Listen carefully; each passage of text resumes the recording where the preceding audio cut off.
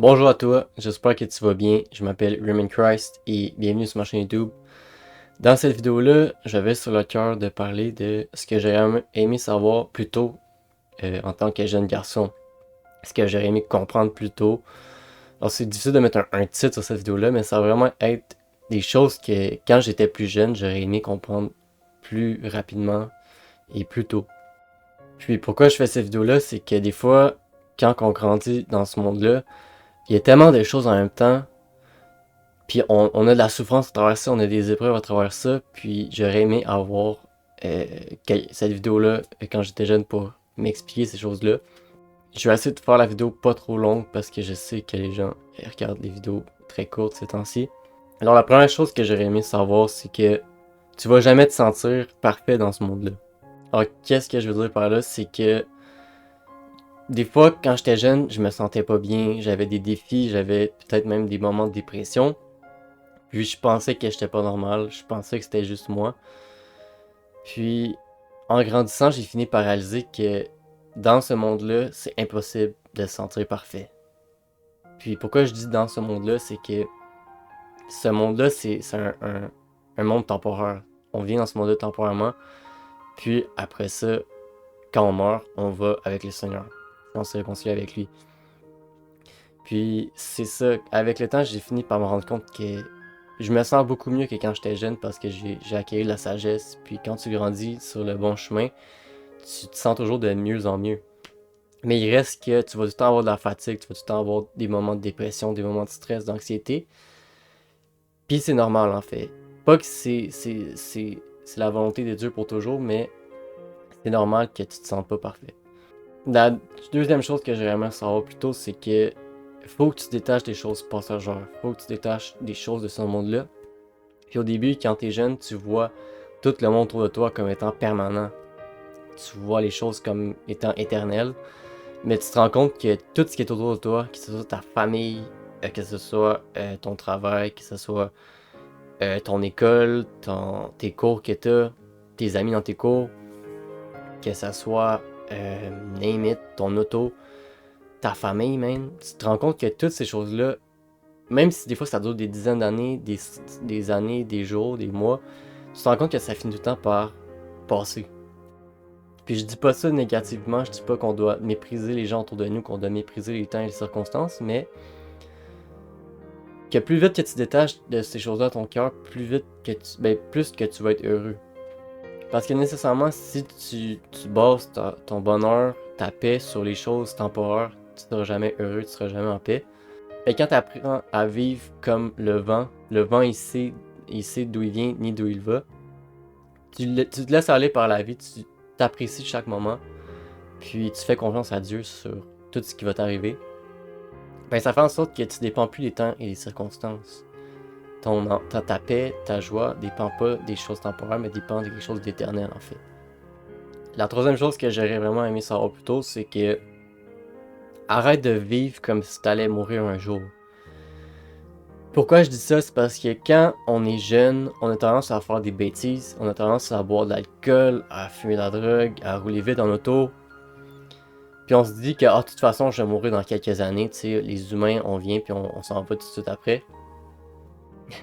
Puis ce que ma mère me dit tout le temps, c'est fais attention à ton intelligence, fais attention à ton corps parce que t'en auras pas un autre. C'était peut-être pas exactement ça, mais en gros, c'est que des fois, quand t'es jeune, t'es naïf, puis t'es un peu innocent, puis tu te dis, écoute, c'est pas grave si je me casse une jambe, de toute façon, je vais mourir un jour, fait que c'est pas grave, les souffrances vont arrêter. Mais quand tu grandis, tu réalises que la vie est beaucoup plus longue que tu pensais. Puis quand t'arrives à 20 ans, puis tu te rends compte que, ok, si j'aurais pas fait telle chose, je pense que je serais encore plus intelligent, je serais encore plus heureux, j'aurais plus une clarté d'esprit. Ben, ça vient un peu te faire CHIER, on va dire.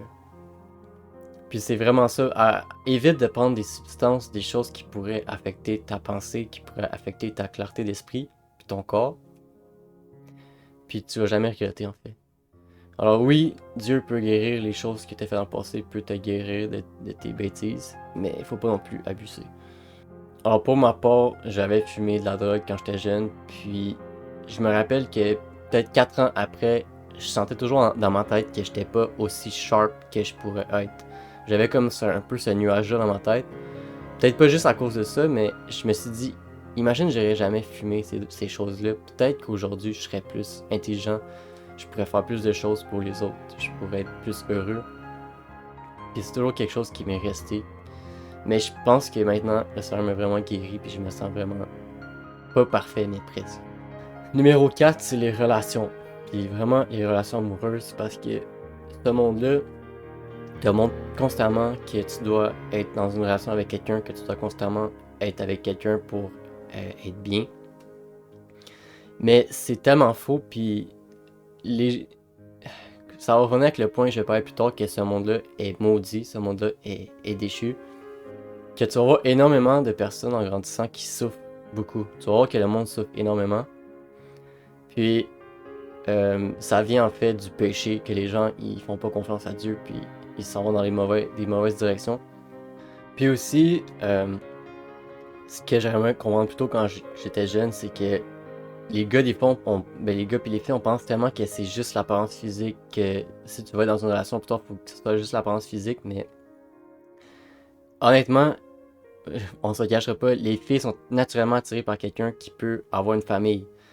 Puis, t'as beau être le plus beau gars au monde, mais si t'es pas capable de payer ton hypothèque, t'es pas capable de pourvoir ta famille, tu commences à sert à rien.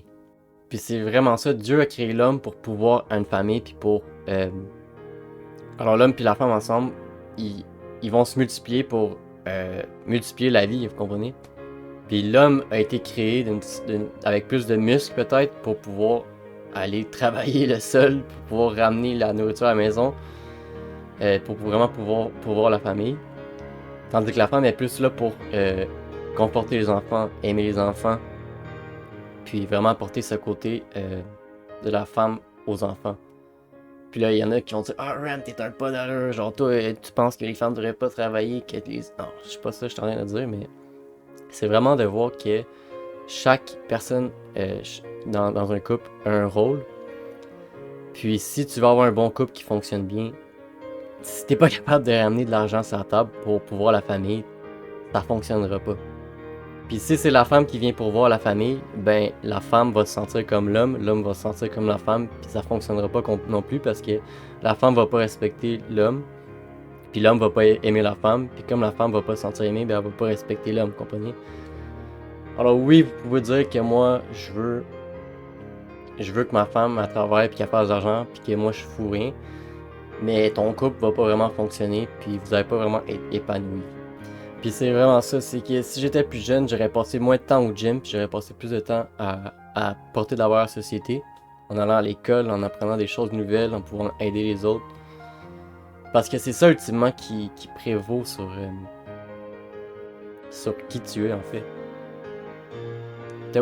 Même si t'es pas la personne la plus belle au monde, si t'es quelqu'un qui est capable de changer les choses dans la société, d'amener les choses pour le mieux, d'aider les autres, d'enseigner les autres, t'es capable de ramener quelqu'un sur le droit chemin.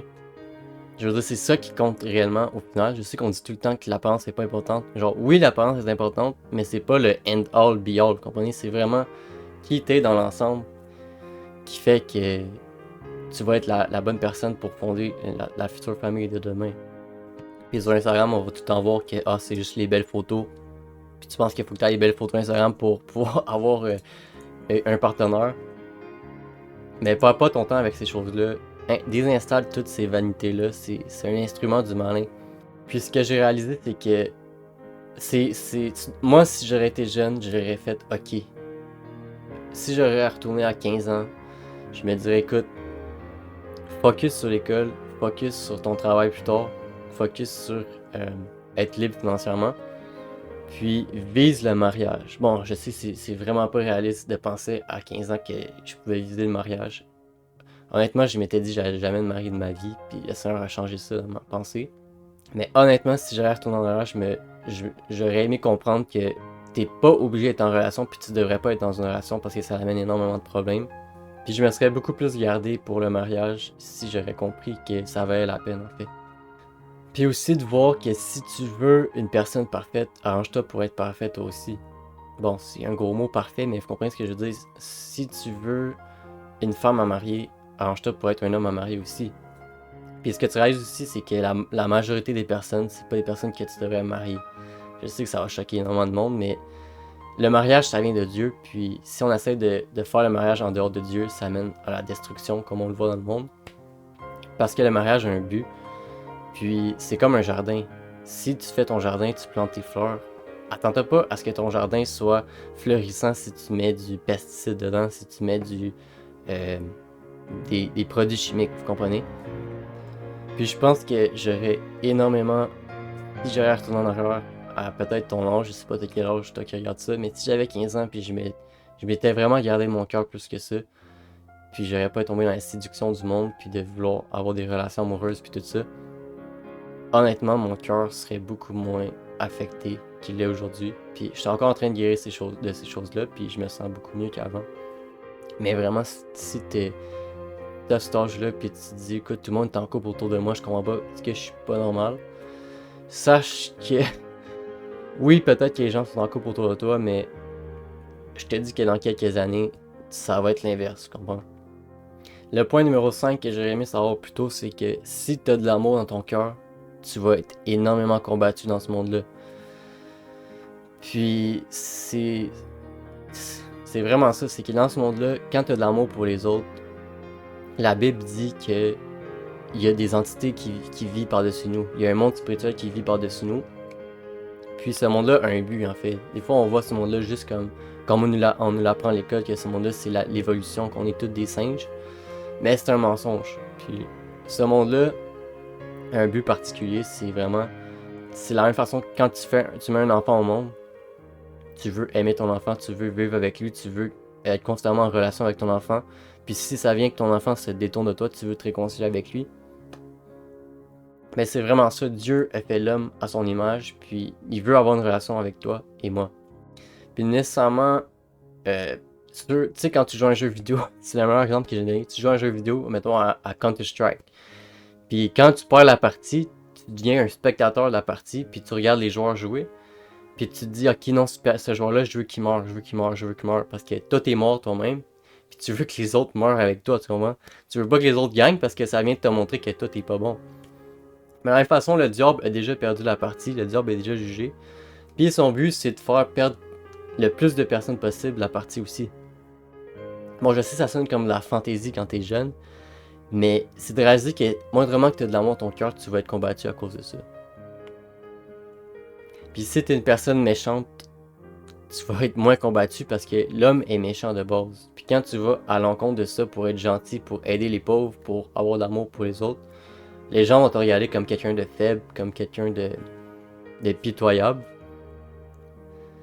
Mais la seule chose que le diable... Mais la plus grande arme contre le diable, c'est l'amour.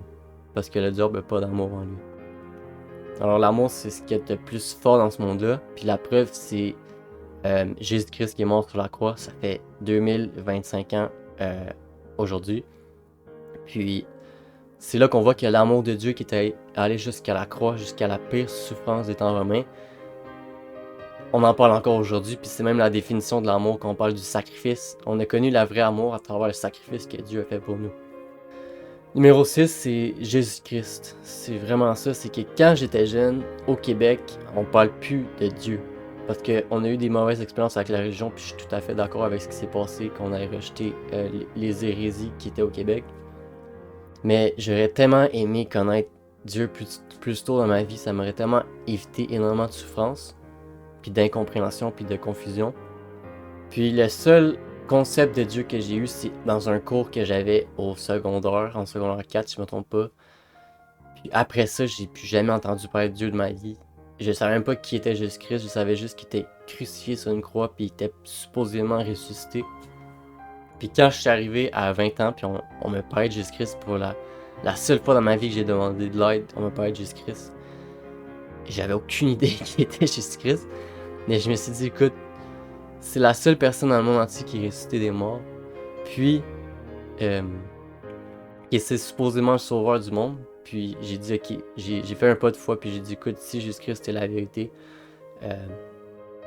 je veux entendre plus de toi, puis à partir de ce jour-là, bon, je veux pas refaire mon témoignage, mais c'est ça, j'aurais aimé connaître Dieu plus quand j'étais jeune. Point numéro 7, c'est que tu vis dans un monde maudit. Alors si tu viens d'aller dans ce monde-là, moi je me rappelle quand j'étais jeune, je me levais le matin puis j'étais comme, qu'est-ce que je fais ici? C'était pas normal de me lever dans ce monde-là pour aucune raison, pour aller travailler à moins 40 dehors, pour souffrir, pour avoir des épreuves, sans comprendre qu'est-ce que je faisais dans ce monde-là. Puis, en grandissant, j'ai compris que, comme le point numéro 1, tu vas jamais être parfait dans ce monde-là parce que ce monde-là est maudit. Ce monde-là, comme on le voit dans la Bible, ce monde-là est maudit. Le mal, la maladie, la haine, la colère, la jalousie, la cupidité, toutes ces choses-là font partie de ce monde-là parce que ce monde-là est déchu en fait. Puis d'où le fait que les gens attendent toute la fin du monde parce qu'ils savent que ce monde-là a une fin, vous comprenez? Puis au Québec, on parle souvent de on dit toi t'es pas du monde, t'es un fatigant, t'es pas du monde. Mais quand tu regardes, j'ai compris plus tard que quand on dit t'es pas du monde, ça vient de la Bible en fait. Quand Jésus-Christ dit t'es pas de ce monde-là. Oui, t'es dans le monde présentement, mais t'as une mission en fait. T'as un appel, comme on dit. Puis t'es pas permanent dans ce monde-là. Tu t'appartiens pas à ce monde-là. Puis nécessairement, quand t'appartiens pas à ce monde-là, tu vas jamais être vraiment bien dans ce monde-là parce que t'appartiens pas à ce monde-là, tu cours, vous comprenez? Je pense qu'on est rendu au point numéro 8. Le point numéro 8, c'est l'éducation financière. Bon, je sais, ça dépasse le côté de Dieu, mais des fois, on est tellement spirituel qu'on oublie les choses de base, on oublie le gros bon sens. Mais ce monde-là va jamais vraiment t'apprendre l'éducation financière. Il va juste te dire, va travailler à moins 40 dehors, va te casser les jambes, va te casser les membres pour faire un salaire minimum, pour travailler pour des personnes. Mais c'est vraiment ça, c'est que quand... Ben en fait, je l'ai compris ce point-là, mais je l'ai compris vraiment difficilement. C'est que moi, j'ai travaillé des jobs vraiment difficiles quand j'étais jeune. Puis sur le coup, j'haïssais ça à mourir, ça m'amenait la dépression. Tout l'été, au lieu d'aller m'amuser avec mes amis, je travaillais dehors comme un esclave. Mais ça m'a vraiment montré que faut que tu ailles à l'école, vous comprenez? Les gros influenceurs sur Instagram, sur YouTube, ils vont vous dire va pas à l'école, sois un businessman, lâche tout ça. Mais ça, c'est un mensonge parce qu'au Québec, l'école est gratuite. Puis aux États-Unis, l'école, ça coûte des centaines de milliers de dollars par année. Alors si tu es au Québec, va à l'école parce que si tu vas pas à l'école, il y a des milliers de personnes qui vont à l'école gratuitement. Fait que c'est comme tu deviens désavantagé gratuitement par rapport aux autres. Puis même si tu veux pas nécessairement, tu veux avoir une compagnie, tu veux atteindre des sommets plus élevés en termes de ce que tu veux faire comme pour apporter de la valeur à la société, va à l'école quand même parce que je vous dis que l'université, ça vous donne un cadre, ça vous donne une structure, une discipline, puis une méthodologie que tu vas pouvoir réussir dans n'importe quoi. Puis aussi l'éducation financière, c'est qu'on t'apprend beaucoup à l'école tout ce qui est des mathématiques, physique, puis toutes ces choses-là, mais on t'apprend pas la finance comme telle, comment optimiser tes impôts, comment faire de l'intérêt, comment investir à la bourse, comment placer ton argent dans des fonds, comment placer ton argent dans des valeurs sûres, ne pas acheter des Nikes, vous comprenez? Ceux qui achètent des Nikes, je pense pas que c'est le meilleur investissement. Oui, ça peut être bon, mais vous comprenez, c'est de mettre de l'argent dans des choses qui sont sûres, comme une maison, ben, un immeuble. Tu sais, c'est des valeurs que même si l'économie crash, ton immeuble est encore là, vous comprenez? Bon, je suis pas le meilleur en finance, je peux pas donner des conseils financiers, mais il y a tellement de livres qu'on a accès pour justement avoir des meilleurs conseils financiers. On a des personnes qui sont milliardaires qui font des livres pour nous enseigner sur comment ériger une compagnie, comment être libre financièrement. Puis je pense que avoir été jeune, j'aurais pris encore plus de temps pour lire ces choses-là. Parce que la vie, c'est long. Puis quand tu travailles à un job que tu as eu toute ta vie, pour faire le peu d'argent que tu fais pour le dépenser dans des choses que tu n'as même pas de besoin ou tu as dépensé parce que tu n'as pas d'éducation financière, ça fait mal. Puis c'est vraiment ça. Aujourd'hui, je suis bien parce que j'ai fait les bons choix, puis j'ai pris le temps de lire des livres pendant que mes amis allaient dans des parties pour se saouler. Moi, je lisais des livres sur comment être libre financièrement. Puis aujourd'hui, je sais que dans quelques années, je vais probablement être libre financièrement. Puis après ça, quand tu es libre financièrement, ben, tu peux aller aider les autres, tu peux faire une mission plus que que tu pourrais faire si tu devais travailler constamment en compagnie. Alors, tu as beaucoup plus de valeur à apporter à la société quand tu n'es plus constamment pris avec ton hypothèque puis tes choses qui suivent au jour au jour. Puis un peu dans le même point, la même lancée, c'est que vraiment, arrête de penser à l'argent comme tel, arrête de chasser l'argent, mais cherche à apporter de la valeur à la société. Puis ça, je l'ai compris vraiment à travers un livre de la finance. C'est quelque chose qui m'a marqué, c'est que si tu cherches l'argent, tu cherches à gagner la loterie, tu cherches à faire de l'argent rapide, à voler des gens, l'argent va fuir loin de toi. Parce qu'on vit dans un monde où ce que le bien va toujours triompher. Puis ce que j'ai compris, c'est que si tu veux être riche, apporte de la valeur aux gens. Tu vas voir tous les plus grands hommes dans la Bible, que ce soit Abraham, David, Salomon. Ils apportaient de la valeur à la société à travers Dieu caché dans leur vie. Puis c'est vraiment ça, c'est quand tu apportes de la valeur aux autres, l'argent n'a pas le choix de venir vers toi parce que tu as quelque chose que les autres n'ont pas, vous comprenez? Si tu règles un problème unique dans la société, les gens ils vont dire écoute, on a besoin de cette affaire-là, on t'envoie l'argent. Vous comprenez? Tandis que si tu dis écoute, j'ai de quoi pour toi, tu sais en fond de toi que ce que tu vends c'est pas bon, t'apportes pas de la valeur à la société, fait que les gens vont dire ok, ton produit c'est pas bon, ce que t'apportes, ton talent vaut rien parce qu'on sait que ça n'apporte pas de la valeur réellement, vous comprenez? Alors c'est vraiment ça, c'est d'avoir de la sagesse, puis s'instruire. Pas non plus devenir fou, puis juste penser à l'argent. Mais l'ironie, c'est que les gens ils se disent Rem, tu penses trop à l'argent, Rem, t'arrêtes pas de parler de l'argent. Mais ces mêmes personnes-là, ils se lèvent chaque matin de 8 à 5 pour aller chasser l'argent en compagnie. Tandis que moi, dans quelques années, en ayant pris le temps de m'instruire, de comprendre comment je peux optimiser mes finances pour mieux pourvoir ma famille plus tard, ben j'aurais plus besoin de chasser l'argent constamment parce que je vais avoir fait des bons moves, on va dire. Puis je pense que ça fait le tour de ce que j'avais à dire. C'est vraiment des points clés que j'aurais aimé comprendre plus tôt. Puis peut-être que vous direz, c'était pas possible que tu comprennes ces choses-là plus jeune. Mais vous comprendrez que si ça peut moindrement aider quelqu'un qui est entre 15 et 20 ans, puis qui se demande quoi faire, qui se demande pourquoi il se sent pas parfait en ce monde-là, ben tant mieux, c'était vraiment ça le but de la vidéo. Puis je pense que ça va être ça. Je veux pas parler trop longtemps parce que quand je fais des vidéos de 20-40 minutes, les gens ils prennent même pas le temps de les regarder. Puis ça fait vraiment partie de notre génération TikTok.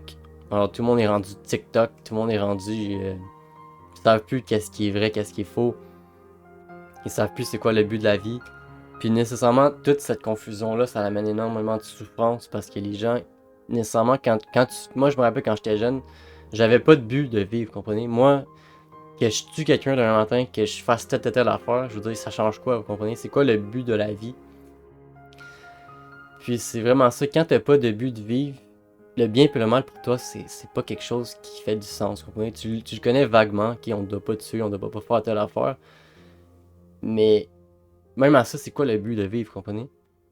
Puis quand tu lis la parole de Dieu, tu vois l'ingénieur qui a fait le monde, qui a créé le monde, puis tu vois que, ok, le but de vivre, c'est s'aimer un l'autre, c'est de s'entraider, c'est de passer du temps ensemble, apprendre à se connaître.